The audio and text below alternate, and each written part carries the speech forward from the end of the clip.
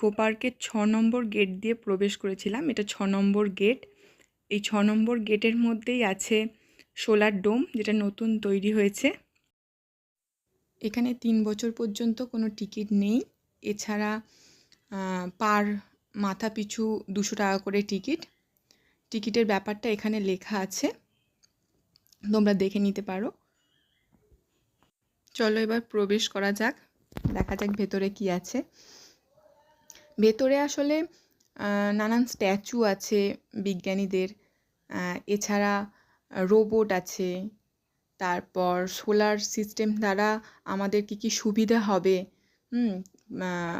ভবিষ্যতে কি কি আমরা করতে পারি সোলার সিস্টেমকে ব্যবহার করে। এখানটা টিকিট কাটার ব্যবস্থা আছে, আর এর অপোজিটেই ছিল ব্যাগ রাখার ব্যবস্থা। মানে যদি কেউ পিঠে ব্যাগ নিয়ে যায়, সেই ব্যাগগুলো রেখে ঢুকতে হচ্ছিল। ছোটোখাটো ব্যাগ সাইডে থাকলে সেগুলো নিয়ে ঢোকার কোনো অসুবিধে নেই, কিন্তু পিঠে ব্যাগ থাকলে সেটা রেখে জমা দিয়ে তারপরে ঢুকতে হচ্ছে।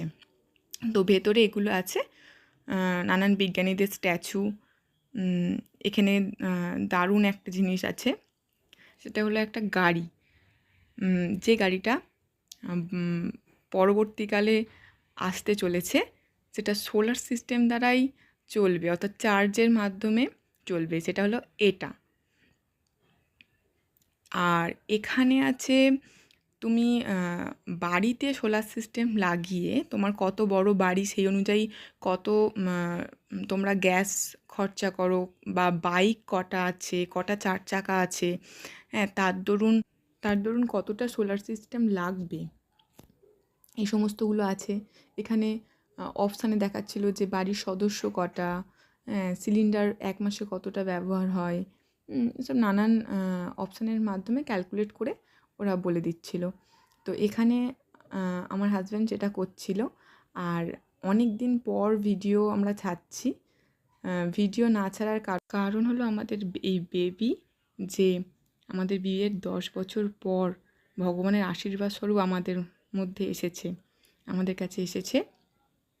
তো ও এখন 1 বছর পূর্ণ হয়েছে, তাই এখন আমরা ঘুরতে যাচ্ছি, বাইরে বেরোচ্ছি আর ভিডিও করছি। 1 বছর পর্যন্ত কোনো ভিডিও বা বাইরে যাওয়ার কোনো ব্যাপার ছিল না, তাই আমরা এখন ভিডিও ছাড়তে পারিনি এতদিন ধরে। এবার আস্তে আস্তে ছাড়বো।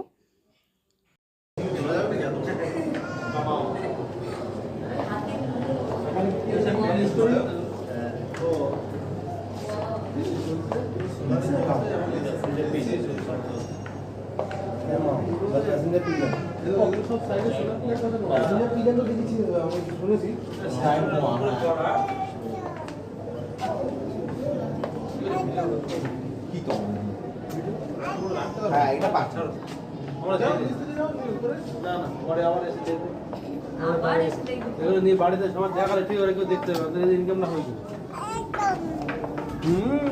বাবু তুমি এটা আসতে চাইছিল না?